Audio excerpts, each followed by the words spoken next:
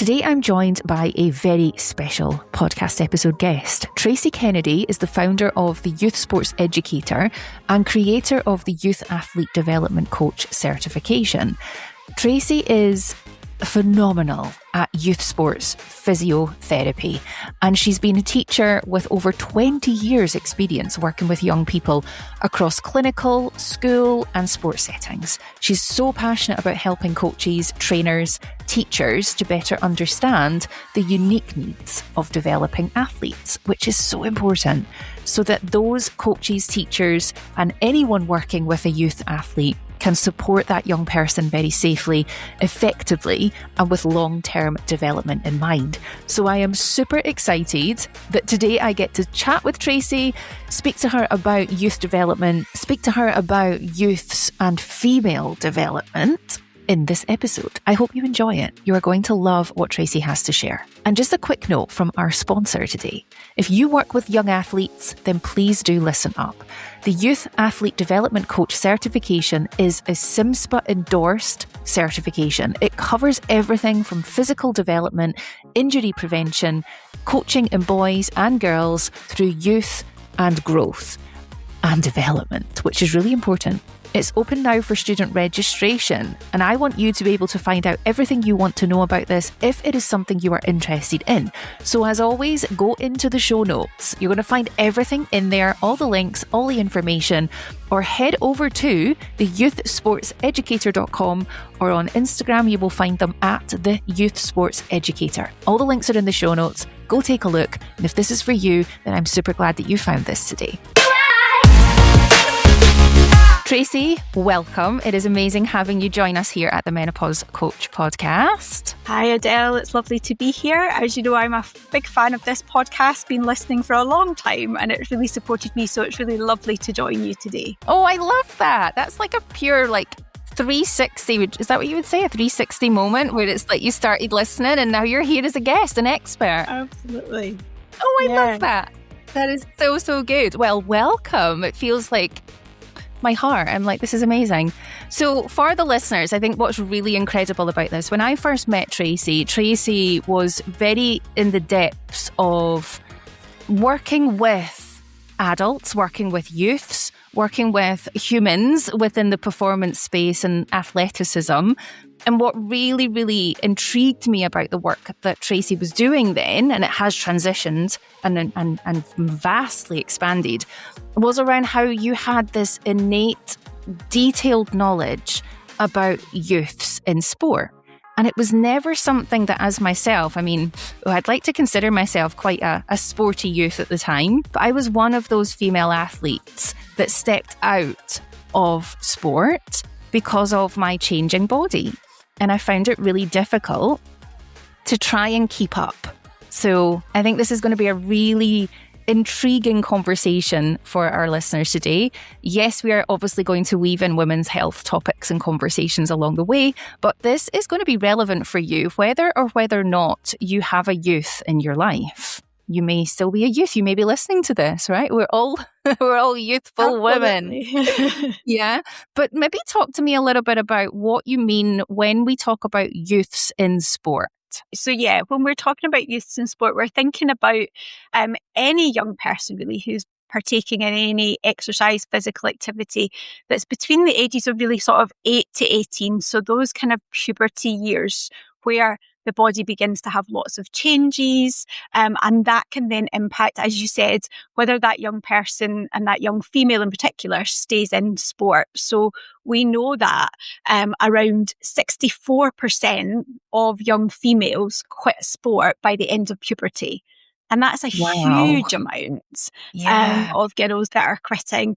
And a lot of that, when you then speak to them and the research has been done, a lot of that is around just not really having the right support for going through those changes. So the girls are saying that they feel like they're kind of failing in sport because their body isn't quite doing what it did before. Everything feels that little bit harder. And that in itself can make them want to drop out. And actually just having that education around this is normal, you know, here are the things to expect, and to almost know that it's coming and that actually you're not the only one that's experiencing this, I think is really important. But we need everybody around that young female to have that knowledge. And there's so many things that do change. I think when we think about puberty, we think about periods and we think about breast development perhaps, but actually there's so many changes in the brain. There's lots of cognitive change that happens in the brain as well. In terms of mood and anxiety and all of these different things that we as perimenopausal women can feel. A lot of our teenagers feel that too.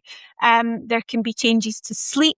There's changes to our body physically as well. So in terms of the muscle composition, our cardiovascular system changes. There's so many things going on. And actually, without really being able to support them properly, we're not giving them the best chance to stay in sport. And we know, again, as women at the other end of that, coming where our hormones are changing again for a different reason, we know that, our bone health is so important. Mm-hmm. And actually, what we know is that we've got those kind of years up until our mid-20s to bank that bone density. And then we're trying to sort of keep it after that and maintain it. But if we've never banked it or banked enough of it because we've not been doing sort of weight-bearing activity and exercise, then when they do hit that perimenopausal stage and things begin to change, it's going to put them at greater risk as well of things like osteoporosis. And as much as our young females don't really care about that right now, it's not what they're thinking about. As parents or people who are working with young people, it is something that we should be bearing in mind as well. Do you know, that's just, I've learned something new already, because for me, obviously, I have youths in my life. I've got twin 15, nearly 16-year-old daughters.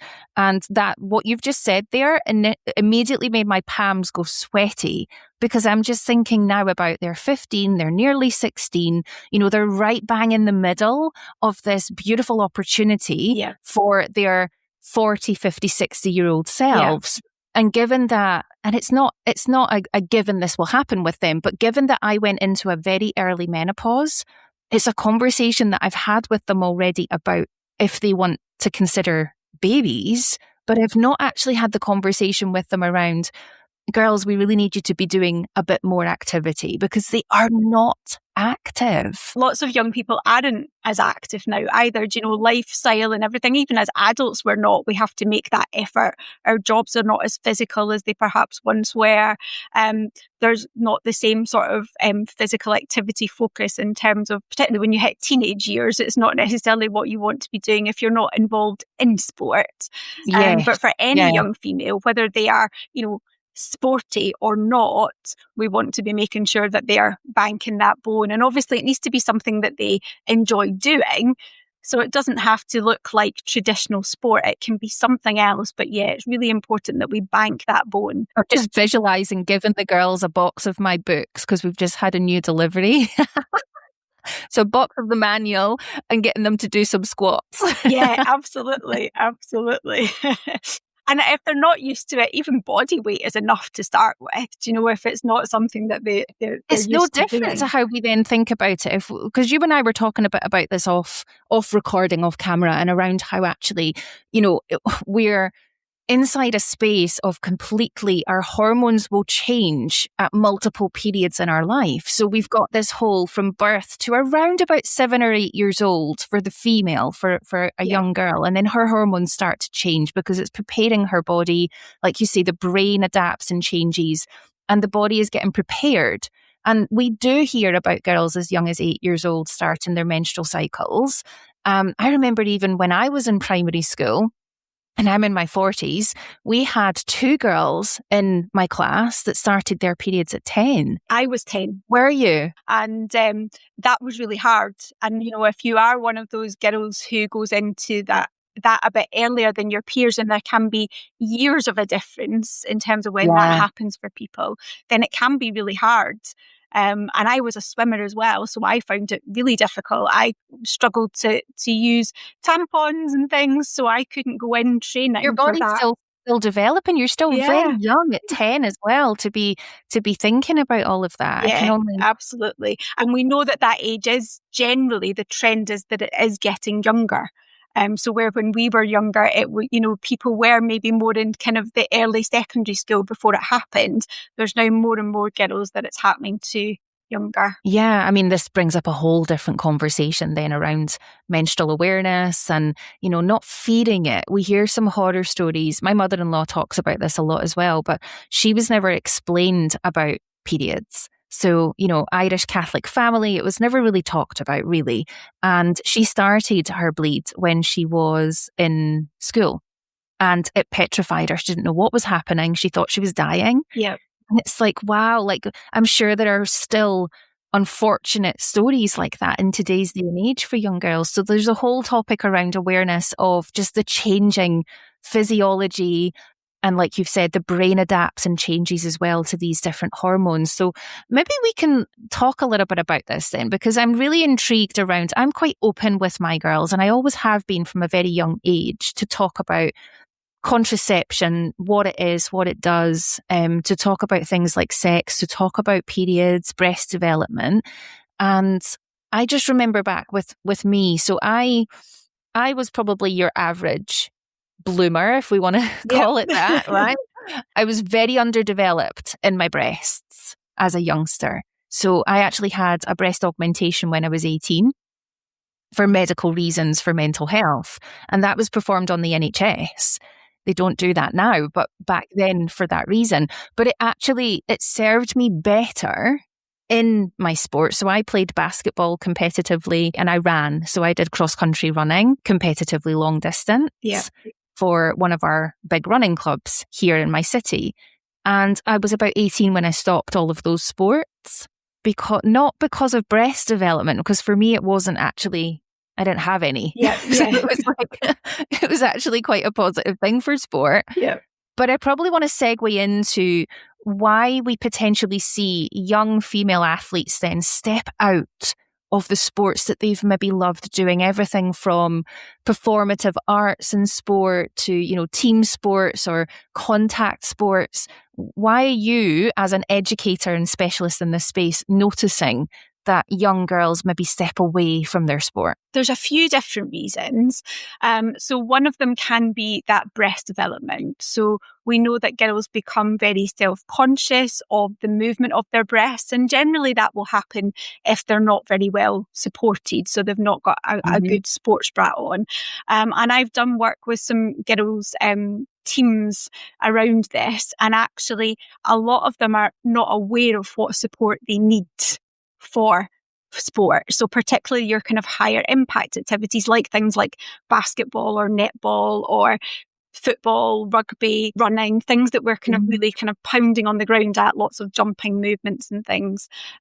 They just often don't have the correct support for that, which means that not only do they get a lot of breast movement, which can make them feel really self-conscious and uncomfortable. And we know that those teenage years, they don't like to be feeling like they're watched anyway, for the most part. They become more self-conscious as part of that teenage brain development. And then you've got that. And then on top of that, you're feeling like suddenly you've got, they don't like the movement of the breast. That's one thing that comes through from what they say.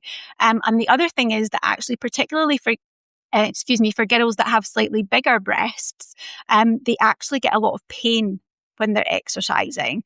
So that movement causes a lot of pain and discomfort, can cause even, sort of skin irritation and rashes and breaking down of skin as well. So that can just become too uncomfortable that actually it just becomes not worth it for them, that they start to feel. So it's a sort of mixture of things. One of the other things that comes through quite strongly is dealing with their menstrual cycle. As well. And obviously we know that when the menstrual cycle starts, a little bit, again, like what happens in perimenopause, is that it can be quite unpredictable. So you don't necessarily get that, nice cyclical every 28 days or whatever. So they can have longer periods between or shorter periods between, which makes it difficult for them to know when it's coming. So that fear almost of being caught out, particularly with certain clothing that's around female sport as well. So things like white shorts and, leotards and things like that don't give you much room to put on protection very easily, or to be worried that you're going to leak Because we also know that quite often for a lot of young girls, those first few years until your period settles down, you can get much heavier, much more painful periods during that time as well, as them coming on quite suddenly. So just psychologically as well, that can be quite a lot to deal with. And I think, I'll always say to coaches that I'm working with, like, make sure you've got a little period kit in your bag, or if you're working in like a gym, make sure that you've got it there, that the girls all know it's there. It's not a conversation they need to have. They just know if they need it, it's there. Spare shorts, all of those things can be really useful, just to have that knowledge that it's there. And if I need to go to the toilet, I can. And one of the other things that comes through is just that general body change. So obviously as females, we start to put on more fat mass, which we're supposed to do. That's completely normal. But as a teenage girl who's very self-conscious, potentially quite image conscious, that can again make you feel a little bit unsure of yourself. You can feel, particularly again, if you're maybe going through that earlier than other people, that people are watching or commenting. People sometimes say things, don't they? And they don't realise quite how it can land with a teenager. But it also changes your kind of centre of gravity. So your balance changes, your body just feels very different. And you can wake up one morning and think, I don't quite know what to do in this body. It doesn't feel the same as the one I had last week. And that can be really difficult for them. And I think sometimes what they then think is, I'm not any good at this. I can't do this anymore. Sport's not for me. And actually, it's a case of just working with them, getting them to understand that that's really normal, having realistic expectations of them and, each other, and giving them that supportive environment to come out the other end of it. Gosh, there's so much in there. There's so many things, and it all kind of weaves into... It's all happening for them around the same time, and it's like, wow, it's not a wonder that actually we can maybe feel a little bit alienated, especially where some of the sports that we're talking about, unfortunately, there's still disparities there, right? There's still this very male-dominated, whether it's been deliberate or not, there's still that very male-dominated approach to training schedules. And actually, when we think about what you've just shared with us, as young girls start to change and develop into young women, we've got widening of the hips. This is all part of reproduction and part of how the body changes. You're right, we hold a lot more subcutaneous fat stores because, again, that supports through our hormone development and our hormone release. Absolutely. So things like estrogen, for example, are not just available to us inside the ovaries. They're also available inside adipose tissue, aka fat cells. So it's intriguing when we start to understand about the youth and the athlete of the youth, that actually when we see the likes of women in sport who are dominating, I'm almost like, you are a freaking badass. Absolutely. Because you are almost starting out on non-level playing fields, excuse the pun, because you're almost, we're not in, like you said at the start of this, we're not in a linear hormonal release where our hormones as women reset like males do every 24 hours. We're in this, especially as a youth. And then I'm seeing so many similarities in my mind right now as a perimenopausal woman. Absolutely. Right? It's like we've got this really short window in sport, which is pre-puberty, where things are probably quite equal. And then we hit puberty, and like you've said, even things like the centre of gravity changes for women. So I'm just immediately going to like pull-ups. I cannot do a pull-up to save myself. Yeah, absolutely. There's so many things, and I'll often say that to girls or coaches that I'm working with. We talk about this quite a lot inside the Youth Athlete Development Coach Certification. We've got a module all about the young female athlete, because it's so important to know this stuff. And actually, there can come a point where they might be 8 or 9 and they can quite happily do a pull-up, and then they hit 12 and all of a sudden they can't. Because they get that greater, so they get muscle mass as well, but they do get a greater fat mass than in the lower part of the body as well, right? So and it's that, like, exactly, tends to be round about the hips.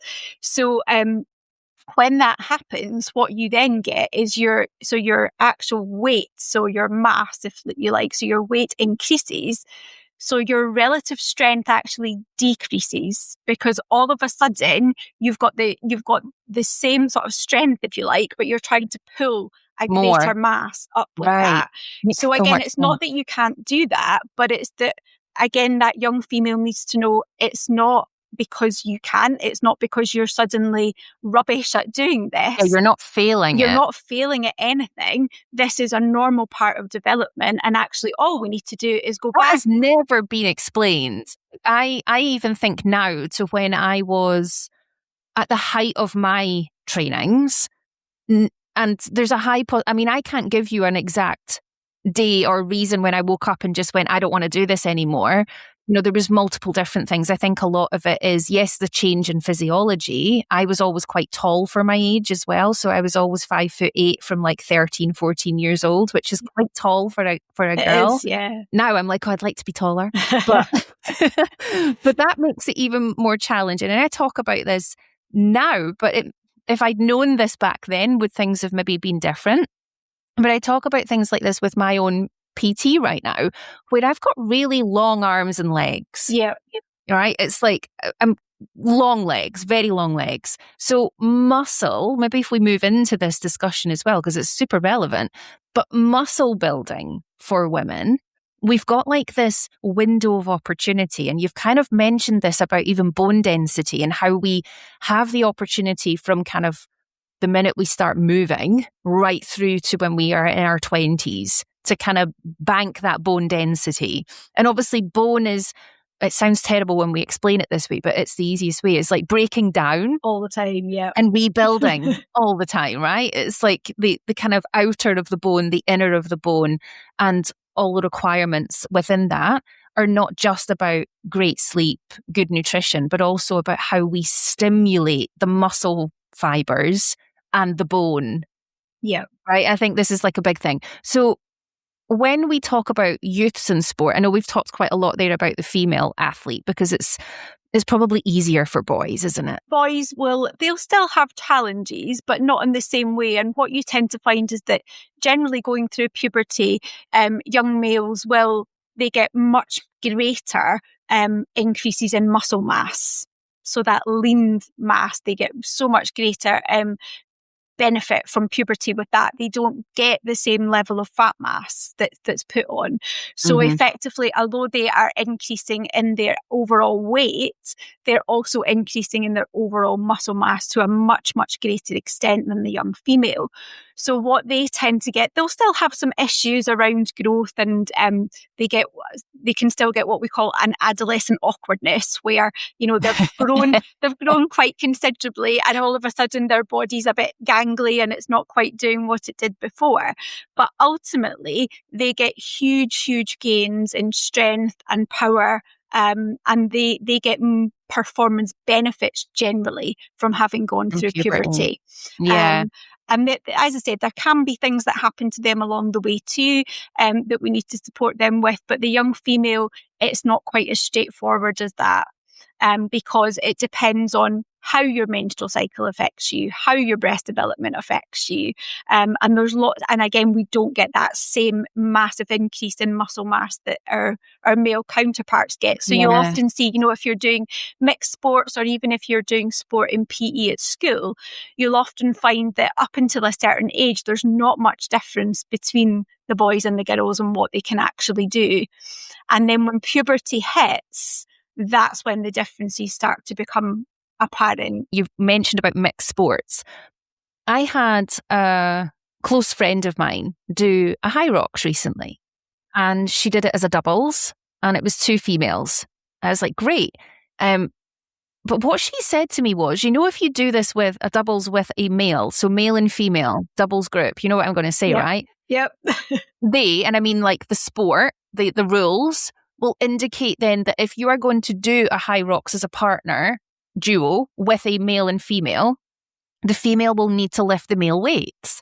So where does the sense and all of that come in then? It doesn't, because ultimately, if you are born biologically male, born biologically female, and you stay that way, then actually the male is going to have that benefit. So to be a female that's capable of doing that, it becomes much, much, much harder.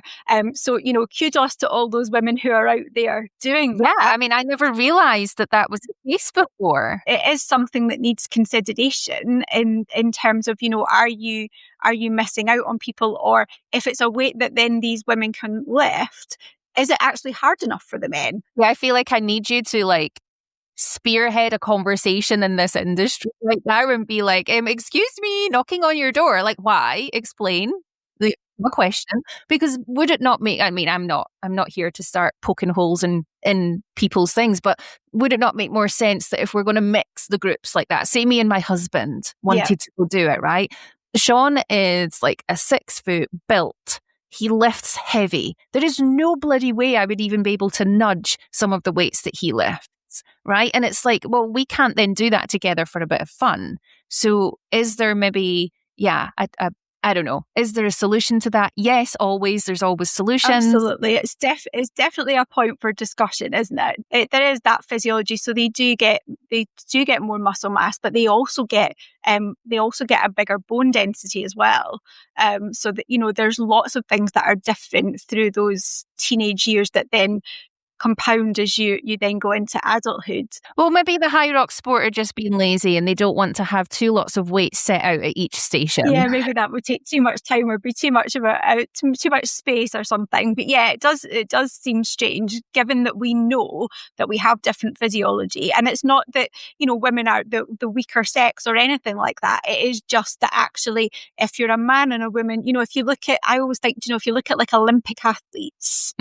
I don't know if you've ever watched any of the mixed relays that they've begun to put into Olympic competition. Oh, I haven't, no. So it's really, really interesting when you watch that. So if you watch the Olympics, Commonwealth Games and things like that, they've now started in sort of swimming, athletics to put in, there's other events I think as well. There was some in the Winter Olympics there and the skiing and things.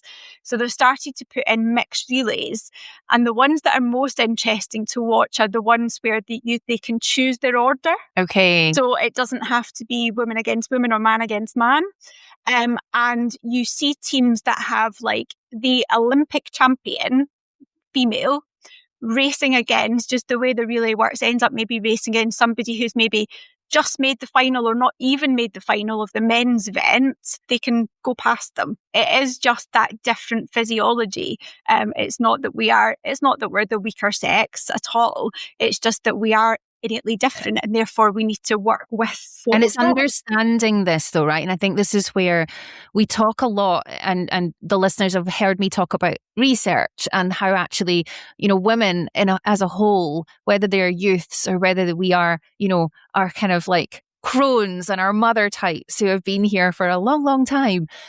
We are due centuries of research in so many fields of not just health and well-being, but also sport. Yeah. Because sport is something that when I think back to how much joy it brought me, I loved it.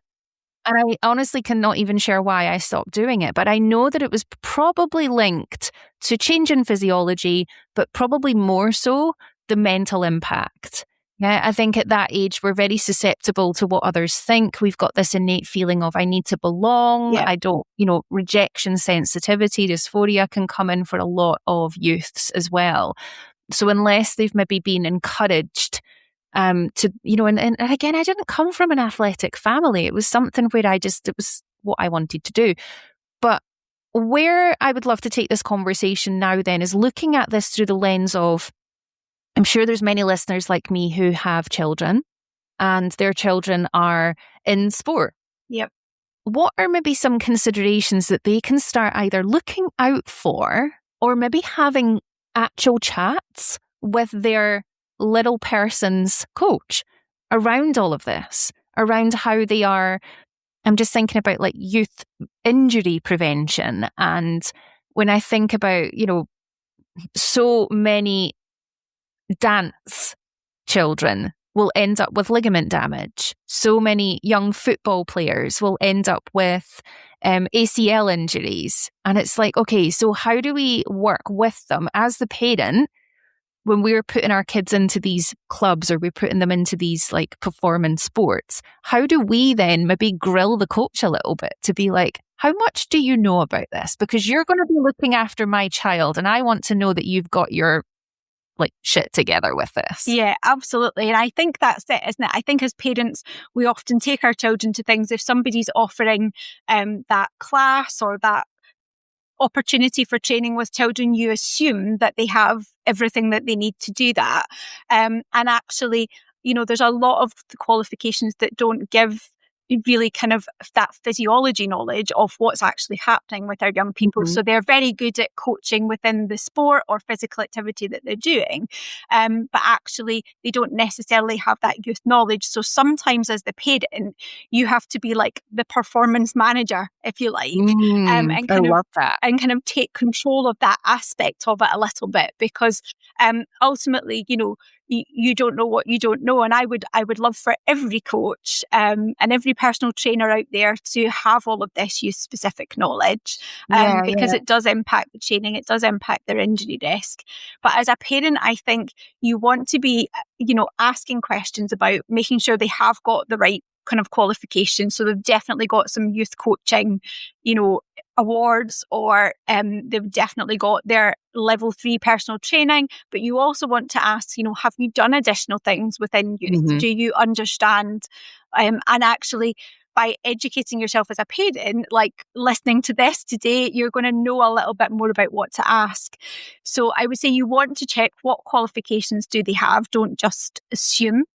So check what qualifications that they've got there. And then I think you then just want to kind of be aware of, there's so many things, but in terms of injury, you want to be aware of like how they're training. So if we are thinking about any young person, whether they be male or female, we want to be thinking about like how much they're doing through that week. Because there's a huge push from lots of things that we need to get our young people, if we, there's this aspiration to become professional and to be a professional footballer or to make money in sport or to go to the Olympics. And that's amazing. We do not want to take those dreams away from our children. Somebody has to get there. But if we don't look after them properly when they are younger, then they're not going to get there. Because what we do also know is that the impact of having that first injury as a young person can actually impact them as they go through life. So one of the big things I would say about having conversations with your child is about making them aware that feeling pain in and around joints is not normal. It's incredibly common, but it's not normal. And so making them aware, because I think quite often, particularly with younger children, they don't know that having pain isn't normal.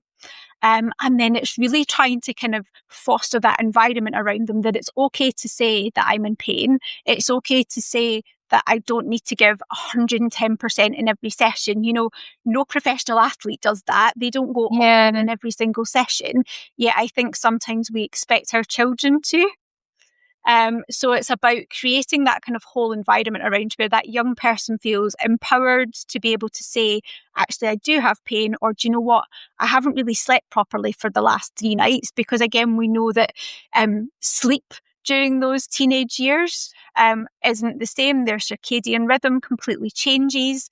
Yet society does not change with that. We still expect them to get up and be in school at that time in the morning, or be at competitions or training, before school or early in the morning. So sometimes they just don't have that energy, and sort of making it that, well, just go to training and make sure that you do this. But I think it's very difficult as a parent, because the child wants to please the coach or the person that they're working with. And their parent, right? Or parents. They want to make sure that they get their spot on the team. They're not seen as being weak. They are seen as being capable. And so quite often they don't want to say things when they start to feel injury. But what we know is that the quicker we can act on it, the less likely it is that they're going to have to come out of sport or end up with something more serious happening, because our young people are far more susceptible to bony injury.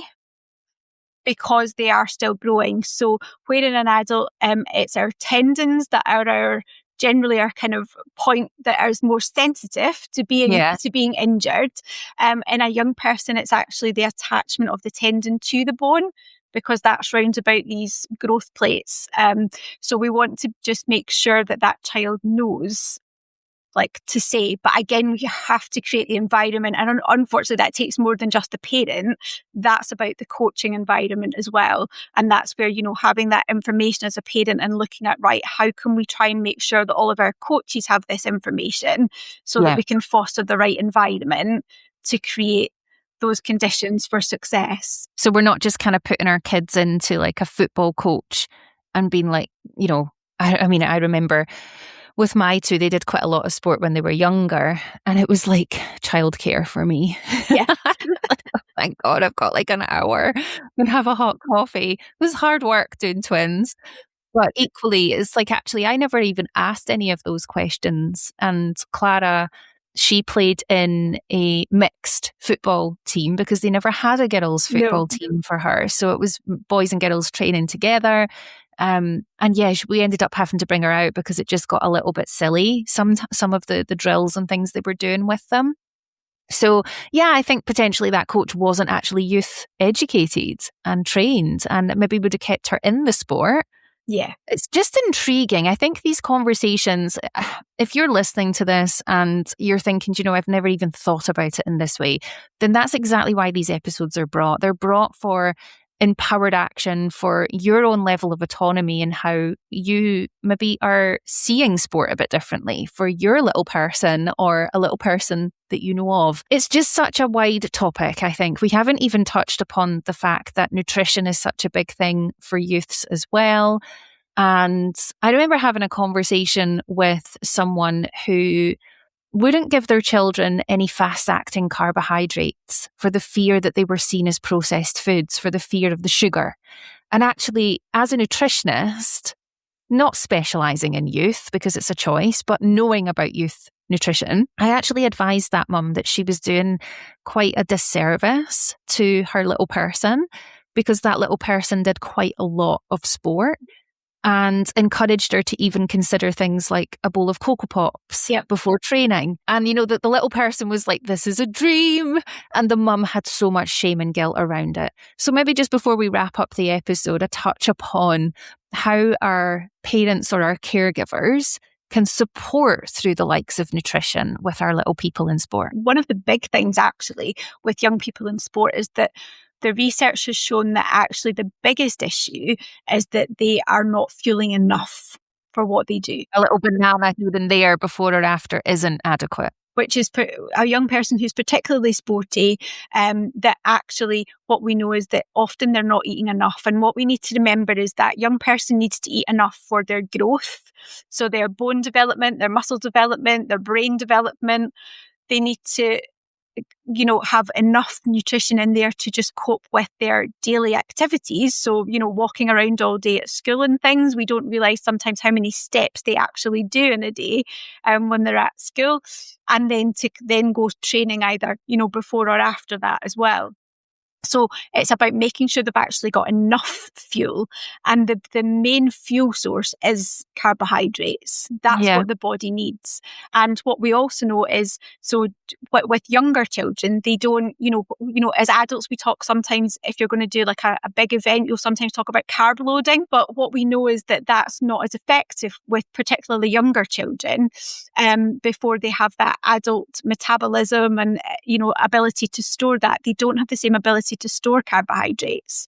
So actually, if they're performing longer periods of exercise, we need to give them it. So we need to make sure they've had those carbohydrates beforehand, because that's where their energy comes from. And then we need to make sure that if they're doing like a longer session, that we actually give them some carbohydrates within that session to top it up. Not just a little cut of orange. Yeah, that's it. Yeah. So making sure they do that, but ultimately making sure they fuel enough. And, what I'll often say is, if you've got an adult and a young person, so an adolescent or a child who are roughly the same in terms of physical activity levels, that young person's portion sizes should be bigger than yours. This is interesting, So, right? if you're a parent and you think, I'm not as active as my child, but you're eating the same at dinner, somebody's getting it wrong. And it's probably, that your young person isn't getting quite So enough. would you say that it's more in line of like more frequent fueling rather than Yes. volume? Yeah. For More processing and gut support and energy store. That's it. And often to get them enough fuel in, you have to do it, through the day. And what we also know is that lots of young people, again, because that circadian rhythm is different, their sleep patterns want to be different. So they will often, I certainly know my teenagers do, they will try and eke every little bit out in the morning of like the very last moment they have to get out of bed, which sometimes means that they're either rushing a breakfast or they don't have one, or that they're eating kind of on the go. And, having something is really important in the morning to get them going. I mean, they're not going to eat again properly when you think about it, especially if they are between primary age, so 4 or 5 years old, right up to like our kids' age of being teens. They might not eat until their very first break time. And even at that, it's a really short break time. Yeah. They're maybe having a piece of fruit or a bag of crisps or something, but then their first meal of the day will not be till lunchtime. That's a long fasting period for a youth. Yeah, it's a long time to go. And actually, we know that, their body needs that energy. And, for their brain, to perform in school, for all of those things, but also, just for growth itself. And even in terms of if we're thinking about that bone banking again, if we're not fueling enough, the body will, it almost goes into that kind of starvation mode and that kind of like self-preservation mode. So what it will do is it will determine what are the vital things I need to give that energy to. So if we're already using that energy for sport, so it has to do that because you've made the body do You're that. doing that, yeah. And then it will do it for your brain and your heart and things like that. And then it will put growth and, even bone at the bottom of that because you don't need it to sustain life. At that time, yes. And reproduction, right, is one of the first. Reproduction, yeah, absolutely. And that, if you've got a young female who has started her periods, then making sure that she continues to have them is so important. Oh, this is like a whole host of like jumping into like amenorrhea, and amenorrhea. And again, it used to be in sport that it would almost be seen as a sign of you're training really well because your periods have stopped. God, that makes and there's still some of that messaging. It's getting far, far less, thankfully. Still some of that messaging going out. But actually, obviously, we know that is not what we want. It's a health marker. And if you lose that, then you're losing a core health marker as a female. I actually say to my girls, so they'll come and share with me when they start their period. They'll be like, Mum, I'm on my bleed today. And I'm like, okay, just track it. We track it all manual. And every time they share that, I'm always like, and congratulations, your body's healthy again. Absolutely. Because it's like a celebration that actually, although it feels quite rubbish for them for the first couple of days, and it's like, be gentle with yourself today. It's also but congratulations, because you have a really healthy body that you're having a monthly bleed again. And it's kind of like getting more into that state of being. Empowering our young females, that's what we want to do. I think, some of the messaging that comes out about injury and things, you've spoken about that. I think, if our young females are seeing some of that on social media, women are far, X number of times more likely to damage their ACL, and you're watching these players that you're maybe people on TV that you're seeing doing that, and you're hearing these statistics all the time. I think there's also can sometimes be this fear that, well, I'm female, it's just inevitable that I'm going to get injured, but actually, it's not just that. And the more research that has been done on it, it's not just because of female biology. It's not just because of our hips being wider and that sort of Q angle down to our knees. It's not just because we have a menstrual cycle. There's so many different things there that we've grown up in gendered environments that haven't offered the same opportunities. And so we're coming into, if we're watching the professional women just now and those elite athletes just now, they've come through an age where they didn't have the same opportunities as their male counterparts going through these systems in terms of strength and conditioning, in terms of even the pitches that they train on, the facilities that they have, the staff they have around them. They've overcome those disparities through the way, right? So actually, it's not just about being female, it's about having that equal access all the way through as well. So there's so many things. So, if we can get better at all of that, we can hopefully even that out a little bit more. So what would you say is one thing then, if we were to kind of summarize this up for the listener, whether they are potentially a youth coach, they're inside youth, they're doing dance, they're doing football, Muay Thai, I don't know, all the different sports around this world, and they're listening to this thinking, oh, I do this, or they're a trainer in that space, or they're a parent to a young person right through to their late 20s even. What would be one thing that we can maybe let the listener come away with as how we start to make that change? Education. Education is huge. I think we need to start to make that change through educating the parents, the young people themselves, and the coaches and the support staff around about them. And that's really why I created the Youth Athlete Development Coach Certification, is because we know that coaches and trainers and parents and young athletes are all out there trying to do their very, very best. But actually, it's like they're missing this really key piece of information that is going to really make a difference. And it's about really having that young person specific information in the same way that, with your work, the real importance if you're dealing with a woman in perimenopause, it's so important that you understand exactly what's going on in that woman's body and what she's dealing with and how that impacts everything in her life. And that youth space is just the same. And I think that's which kind of like we're at opposite ends of the journey, right? It's like you're taking it from a place of where puberty is changing the body at its first instance. And then obviously inside what we do here in the academy is looking at when we're in perimenopause and menopause changes. But I think one thing we've not talked about, and maybe I can bring you back for this type of discussion, is the young female youth athlete that starts her menopause very young. So we know that there are a small amount, it's not common, but there are a small amount of young teenage girls who will actually enter into menopause, known as premature ovarian insufficiency.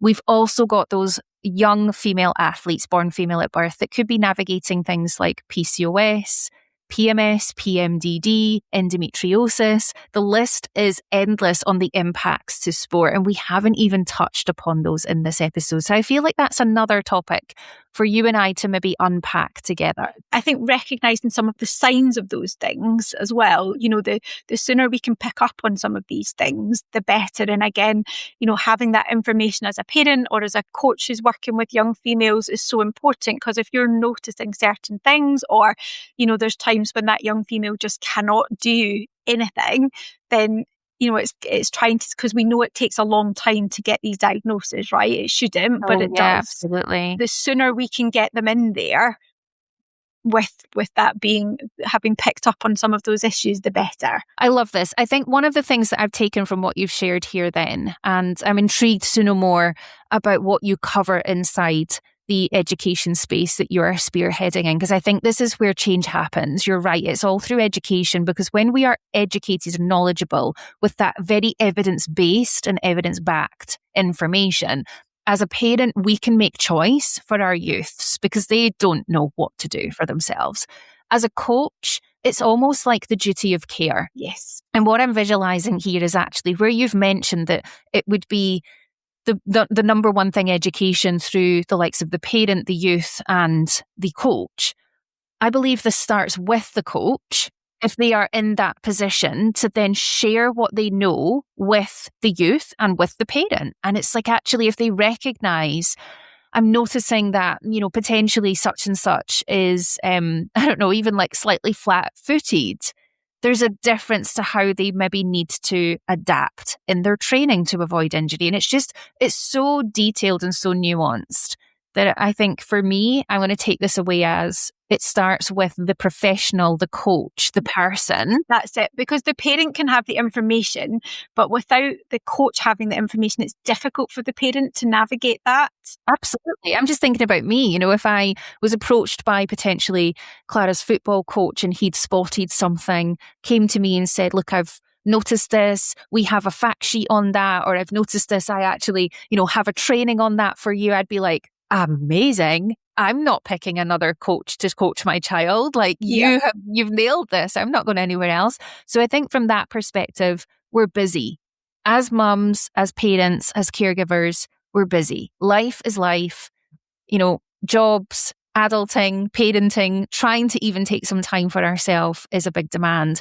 So I think having that coach approach me and say, this is just something I want you to be aware of, or here's some information for you, I would see them in a higher light, I feel, as a mum. And again, as that coach, you're going to get better retention as well, because that young person's not going to feel that they're being forced out of the sport for whatever reason, because they've actually got the support within it. And they know that, as we said, it's not just them. It's not that they're suddenly rubbish, that person has been able to support them through that with real factual information. The coach can explain, you're actually changing.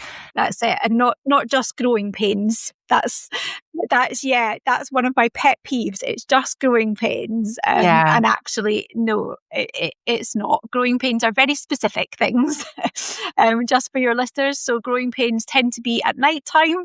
They tend to be in both sides of the body. So they tend to be bilateral, and they tend to be in the long bones of the body. They don't tend to be around joints.